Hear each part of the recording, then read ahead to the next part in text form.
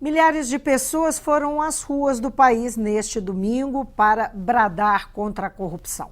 Desta vez, o estopim dos protestos foi a votação na Câmara dos Deputados, que modificou o projeto anticorrupção enviado pelo Ministério Público. Entre as alterações, a inclusão de uma emenda que prevê punição de juízes e promotores em caso de abuso de autoridade. Conversa comigo o professor de Direito Constitucional da Universidade Federal de Ouro Preto, Alexandre Bahia. Bem-vindo, Alexandre. Obrigado. Alexandre, as mudanças no pacote expuseram aí uma tensão crescente que vem acontecendo já entre Legislativo, Ministério Público e Judiciário, enfim, tem um clima pesado já há algum tempo, né? Sim. Com os efeitos da Lava Jato e o sentimento dos deputados estão se sentindo ameaçados e tal. Na sua avaliação, a gente pode falar em crise institucional?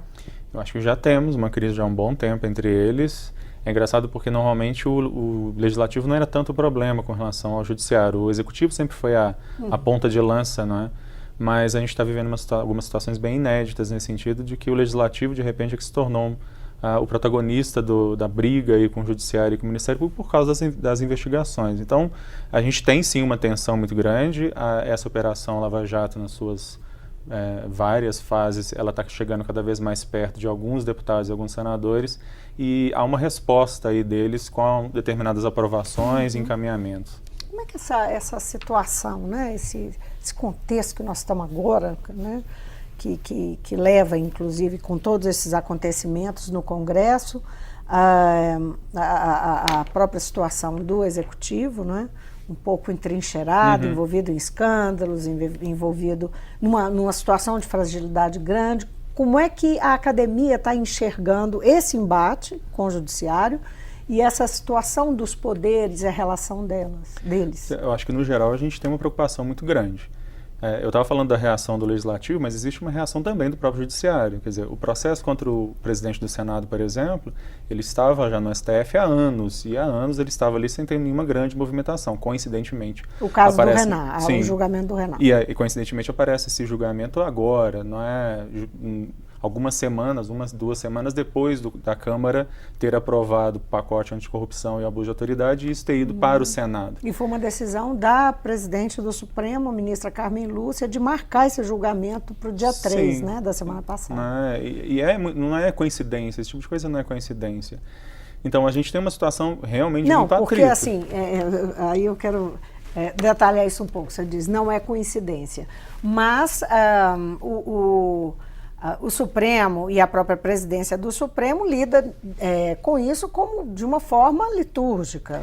Assim, é claro que os processos têm uma certa ordem, mas também há a possibilidade de você, de repente, um relator que estava com processo durante anos para a vista, de repente tira a vista e bota o processo em julgamento. O relator que estava há anos para fazer um relatório, de repente ele pega esse relatório e apresenta esse relatório. Então não é muita coincidência que isso apareça justamente alguns dias depois da Câmara ter aprovado e do próprio presidente do Senado, Renan Calheiros, começar com aquela discussão que já vem de algumas semanas de que membros do Judiciário ganham muito acima do teto e etc. Que tem que regular o teto salarial. Pois é. Então é a questão da punição do abuso de autoridade, né, que a gente está falando disso. E da própria discussão do teto, que já vem sendo levantada pelo Renan Calheiros há um bom tempo, algumas semanas isso vem sendo pautado e isso vem aumentando, elevando o grau aí de atrito entre os poderes.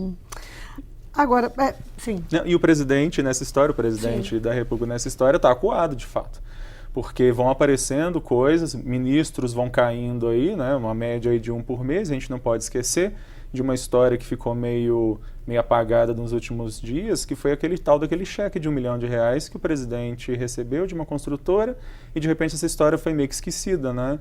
Porque, enfim, durante um certo tempo era da ex-presidente e isso poderia levar à cassação dela lá no TSE de qualquer forma e de repente isso meio que foi esquecido e essa coisa está sendo cozinhada ali dentro dos poderes. A qualquer momento isso pode sair. O da empreiteira voltou atrás, disse que não, que o cheque de fato era legal, né? Pois é, e isso ainda está lá no TSE, a qualquer momento isso ainda pode estourar. Uhum. Agora, o fato é que milhares de pessoas foram para a rua, né? Não nos números que foram na época do impeachment e tal, mas foi muita gente para a rua, em algumas cidades maiores, especialmente. Existe nessa disputa, com essa movimentação das ruas, você diria que Ministério Público e Judiciário estão ganhando essa batalha pela opinião pública? Me parece que nesse momento sim, né? O Congresso Nacional é uma vítima fácil de você falar sobre corrupção, claro.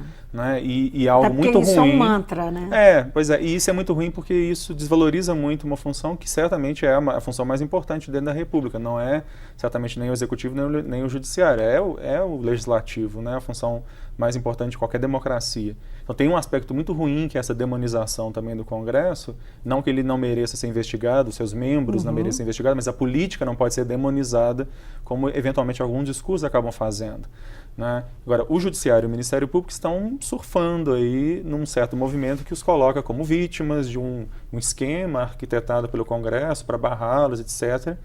Mas eu acho que uma questão que a gente tem que sempre lembrar quando a gente fala da lei do abuso de autoridade do Judiciário é que, em primeiro lugar, ela não surgiu do nada, é um projeto de lei que já vem de um bom tempo no Congresso, e que, em segundo lugar, a gente pode começar a enumerar os casos em que houve abuso de autoridade por parte de juízes e que não houve nenhuma punição. Né? Vamos lembrar, por exemplo, daquele caso do Rio, em que uma guarda de trânsito multou um juiz que estava com um veículo totalmente irregular, ele com a carteira ou sem a carteira de motorista, alguma coisa assim, e no final das contas ela que ainda teve que pagar uma indenização para esse juiz. Né? Então, que foi inclusive confirmado em segunda instância no TJ do Rio de Janeiro. Né? E ela ainda estava tentando levar isso para os tribunais superiores. Quer dizer, não é possível imaginar que algum servidor público, algum agente público do Estado não possa ser responsabilizado por infrações, por abusos que eles cometam. Imaginar que isso seja uma perseguição é algo muito estranho, quer dizer que determinados entes da federação estão acima da possibilidade de poderem ser investigados ou punidos. Agora, essa emenda, né, essa previsão de uma punição para abuso de autoridade de promotores e juízes, foi uma emenda que foi colocada no pacote anticorrupção enviado pelo Ministério Público e que realmente foi o ponto que causou maior celeuma. Mas o pacote, ele foi bastante modificado pelos deputados, foram expurgados aí pontos que eram muito criticados. Eu queria saber o que te chama mais atenção, que pontos te chamam mais atenção, né? E na verdade, a sociedade, até que ponto a sociedade está percebendo, né, o que significa esse combate à corrupção, esse pacote de combate à corrupção do Ministério Público. Pois na verdade tem dois pacotes, né? Você tem um pacote que foi apresentado pela ex-presidente Dilma e que na época foi meio invisibilizado e o próprio Ministério Público hoje já disse que esse era um pacote muito bom, inclusive, que tinha coisas muito boas ali, como a própria caracterização da corrupção como crime hediondo, enfim. Agora, tem algumas medidas ali que são muito sérias do ponto de vista do Estado de Direito, né? Como, por exemplo, o uso de prova ilícita, caso essa prova ilícita seja obtida de boa fé. Isso é algo muito sério, imaginar que uma prova ilícita, uma prova obtida de maneira irregular, possa ser utilizada para um juiz dar uma sentença. Ou que um juiz possa decretar o fim do processo, né, o trânsito em julgado do processo, se ele achar que o recurso feito pelo réu, ele é meramente protelatório, é um recurso feito só para enrolar, alguma coisa assim. Isso é algo muito sério. Né? Você está dando um poder para um juiz aí violar direitos básicos de qualquer cidadão e que pode afetar qualquer cidadão. Não é só político que está envolvido nessa história. Qualquer um de nós pode, de repente, ser colocado numa situação dessa e ter seus direitos violados com uma boa intenção, muitas vezes, mas violados de fato.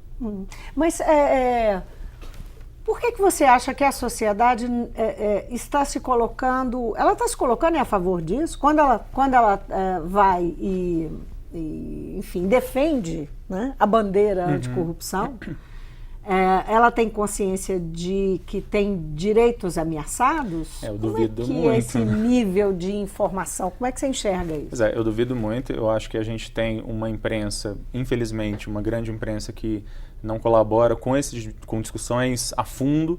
Você meio que criou alguns slogans fáceis de digerir, do tipo: o Congresso desvirtuou o pacote de anticorrupção. E óbvio que ninguém é a favor de corrupção. E o discurso contra a corrupção é um discurso fácil, é um discurso que qualquer pessoa adere. Né? Quem é a favor da corrupção? Então, uma pessoa de boa fé pode ir para a rua dizer que está indo a favor da lisura, a favor dos juízes e promotores que estão sendo ameaçados, quando não é esse o problema. O problema é que essas pessoas que estão defendendo isso estão agindo contra os seus próprios direitos, sem saberem, eu acho, sem saberem que podem ser bastante prejudicadas se determinadas medidas dessas forem aprovadas da maneira como eles queriam que fosse. Como é que você interpreta o comportamento de membros do Ministério Público, da Força Tarefa da Lava Jato, que quando foi aprovada quando esse projeto foi aprovado, esse pacote foi aprovado com essas mudanças e associada a essa emenda, né, acrescentada a essa emenda de punição por abuso de autoridade, eles disseram que os promotores se manifestaram dizendo que iriam abandonar a força-tarefa. Como é que você interpreta esse comportamento? O que ele significa? É uma privatização de uma função que é pública, né? A primeira reação que eu tive quando eu vi essa notícia é: estão privatizando algo que é público. Eles são servidores públicos, eles não podem simplesmente dizer que vão deixar de agir. Todo o poder que um promotor, um procurador tem é um poder, mas também é um dever. Ele não pode simplesmente dizer: não vou fazer mais. E eles agem de maneira muito ruim, porque eles estão privatizando e tornando política uma questão que é jurídica. A atuação deles na Lava Jato é algo que eles exercem como servidores públicos. E não simplesmente: eu estou fazendo porque eu quero. Né? Ele dizer que vai abandonar é algo extremamente preocupante do ponto de vista de o que a democracia significa nesse país. Né? Você está privatizando algo que não é privado. Ele não é dono da ação. O Dallagnol ou qualquer um dos procuradores da República que estão cuidando da Lava Jato não são donos da ação. Eles estão servindo a um papel que, teoricamente, poderia ser feito por qualquer outro procurador da República, né? Assim como o juiz Moro poderia ser qualquer juiz. Um dos grandes problemas nessa história é a personalização das coisas. Né? De repente, as coisas dependem de uma pessoa, da boa-fé, da coragem, sei lá, de uma pessoa ou de outra. E as coisas não podem ser assim. Né? A ideia de que ele ocupa um cargo público e esse cargo público poderia ser ocupado por qualquer outra pessoa e a função teria que ser exatamente a mesma. É interessante que essa percepção das pessoas, porque nas manifestações, em vários momentos a gente viu o Moro, o juiz Sérgio Moro, sendo tratado como um herói, como uma referência, como, não é? Virou quase Deus, inclusive. Né? Hein? Ele virou quase Deus para alguns cartões, uma personalização muito forte, não é? De uma figura pública que está cumprindo um papel como servidor público. Né? Isso é uma característica nossa, você acha? Pois a gente tem sempre está sempre carente de um herói, né? Mas a gente fazer isso na política já é algo ruim, né? Porque significa que a gente não consegue desvincular, a gente já está desvirtuando, a gente não consegue desvincular pessoas e projetos. Né? Quando você vota num político, ou quando você vota, na verdade, num partido, você vota num projeto, numa ideia. Não deveria ser jamais personalizado em uma pessoa. Né? Agora, quando isso se transfere para o Judiciário e para o Ministério Público, talvez seja pior ainda, porque eles sequer são eleitos, inclusive, eles não estão exercendo mandato, eles não dependem da opinião pública para poder agir. Aliás, a condição de independência do Judiciário, que não está ameaçada pelo projeto que foi aprovado, né? A condição de independência está muito antes pelo contrário, neles não dependerem da opinião pública. Um juiz deve poder decidir um processo, ainda que a opinião pública inteira esteja contra. Agora, a presidente Carmen Lúcia, ela chegou a dizer, ela falou em cerceamento da justiça, em calar a justiça. Ela está fazendo um discurso em sentido oposto ao que você está dizendo. Pois é, e o que é estranho nessa história é, se um juiz vai ser punido, ele vai ser punido pelo próprio judiciário. Né? Será que os nossos juízes não confiam nos próprios colegas para conduzir essas ações? Quer dizer, se um juiz não confia no próprio judiciário para eventualmente ser réu numa ação dessas, por que a gente vai confiar então nesse próprio judiciário? Tá certo? Quer dizer, nós estamos falando do próprio judiciário. O judiciário é um juiz dizendo que ele não quer ser punido caso ele cometa um abuso, e cometem abusos. O instrumento que nós temos atualmente, a LOMAN, né, a Lei de Organização da Magistratura, ela é extremamente defasada, ela é uma lei que precisa ser alterada. Ela prevê como punição máxima administrativamente a aposentadoria compulsória, ou seja, um juiz pode cometer um crime, se ele não for processado criminalmente, ele vai receber a aposentadoria, vai continuar recebendo a aposentadoria, a pena dele é ser aposentado compulsoriamente.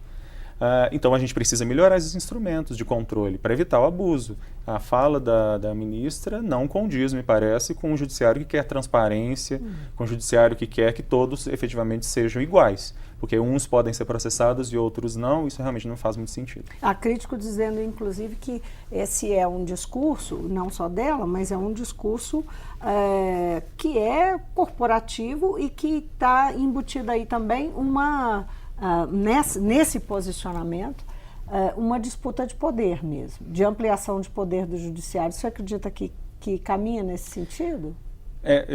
Eu tenho realmente dizem receio. Que quando há vácuo de poder, né, no momento em que o executivo está fragilizado, isso abriria, então, nessa circunstância, nesse contexto, uma possibilidade de ampliação de poder do judiciário. Pois é, o nosso protagonismo sempre esteve com o executivo, que também não é uma situação muito boa. O protagonismo deveria ser do legislativo, eu sempre vou insistir nessa ideia. É claro que o legislativo brasileiro não consegue exercer essa função e acabou sendo deslocado para o judiciário. E agora, não só para o judiciário especificamente, né, mas também para o Ministério Público. Então, é interessante ver como muito rapidamente... O que se quer é poder? Então, de repente, a gente conhece nomes de delegados federais, a gente conhece nomes de promotores, a gente conhece nome de juízes, como a gente falava antigamente, até bom tempo atrás, de deputados, senadores, eles fazem parte aí do jogo político e atuam politicamente, e isso é algo muito preocupante, porque isso fragiliza... Mas não reconhecem publicamente isso. Mas isso fragiliza a condição deles de imparcialidade. Difícil. Certamente, porque a partir do momento em que um juiz ele se coloca perante a opinião pública para dizer as suas questões, isso afeta grandemente a sua condição de imparcialidade. Uhum. Agora, toda essa exposição aí, em algum momento, pode trazer, assim, você diria que pode trazer mudanças para melhor? Né? Porque nós temos essa questão de abuso de poder, o judiciário não é um poder que é eleito, não é? Uhum. O judiciário, as pessoas são escolhidas para ocupar, tem o concurso público, né, nas instâncias, na primeira instância, mas a partir de segunda instância elas são escolhidas, elas são indicadas. Sim. E tal. Você acredita que isso pode servir para, digamos, democratizar o judiciário? Essa discussão pode vir para o bem? Eu espero que sim, porque, de alguma maneira, o judiciário sempre esteve fechado às discussões públicas. Juiz, promotor, delegado, eram coisas meio que intocáveis mesmo, né? A gente sempre devassou muito a figura dos deputados e senadores e do próprio executivo, e o judiciário meio que estava salvo disso. De alguma maneira, ao se colocar perante a opinião pública, ele deve prestar contas disso. Né? Isso agora está sendo utilizado, me parece, de maneira muito política, mas de alguma maneira eles não têm mais volta. Eles se colocaram perante o escrutínio das pessoas e eles vão ter que dar conta disso. Uma questão que ainda é muito séria no Poder Judiciário é a transparência. Né? Tem tribunais até hoje que não cumprem a lei de transparência, que exige que os salários sejam disponibilizados em sites. Em matérias recentes disseram que o Tribunal de Justiça de Minas Gerais, por exemplo, os desembargadores ganham em torno de R$300 mil. Né? E esse teto, será que realmente agora... com essa disposição, essa discussão lá no Congresso para que isso aconteça, nessa limitação do teto, você acha que tem chance de acontecer? A ocasião é essa, né? Porque se a gente está falando em cortes, né? Existe aí a PEC 55, que está falando em tantos cortes e congelamento e sei lá mais o que, se a gente está pensando em cortes que vão afetar a saúde e educação, salários e super salários deveriam, aliás, ser inclusive a ponta de lança desses cortes, e não são. A bola levantada aí pelo Renan Calheiros é muito oportuna. A gente está na hora de a gente discutir remuneração de determinados servidores públicos no Brasil que ganham mais do que os seus congêneres em qualquer outro país, muito mais rico que o nosso, inclusive. Né? Você tem juízes no Brasil de início de carreira que ganham mais do que os seus similares na Alemanha, por exemplo. Né? Uma economia algumas vezes maior que a nossa. Então, realmente não dá para a gente continuar achando que é normal um juiz, nem digo 300 mil, mas existe uma média aí de 40, 50 mil reais, enquanto que o teto do STF é 33 mil, né? Houve uma pesquisa há pouco tempo dizendo que 2 em cada 3 juízes no Brasil ganham normalmente acima do teto. Não é que num mês ele ganhou por causa de alguma verba indenizatória, ele ganha normalmente acima. E aí a Constituição é muito clara ao dizer que não pode acontecer isso. A questão aqui também tem aquele dinheiro que não recebeu, que vai juntando e recebe uma quantidade enorme. Mas aí às vezes tem essas boladas assim, mas o problema é que não é só isso, é algo normal que ganha acima. E o próprio conceito de verba indenizatória precisa ser revisto. Eu acho que isso é algo que normalmente eles se escoram nisso, mas tem uma série de coisas ali com esse nome que foram criadas para escapar do teto. Ou seja, você não paga o salário bruto acima do teto, mas você vai criando uma série de penduricalhos que acabam ficando muito mais acima do teto e que não tem nada de indenizatório nessa história, como o auxílio moradia, por exemplo. Alexandre, muitíssimo obrigada por vir ao Mundo Político. Obrigado. Eu conversei com o professor de Direito Constitucional da Universidade Federal de Ouro Preto, Alexandre Bahia, e a nossa conversa aqui foi sobre esse momento político que o país passa, em que há um embate entre legislativo e judiciário, no ponto da discórdia, a questão da aprovação do projeto anticorrupção do Ministério Público, onde foi incluída uma emenda que diz respeito à punição por abuso de autoridade de promotores e juízes. Enfim, é um momento bastante tenso, como ficam os poderes, em que circunstâncias esse embate se dá, foi a análise do professor Alexandre Bahia. O Mundo Político fica por aqui, obrigada por nos acompanhar e até o próximo programa.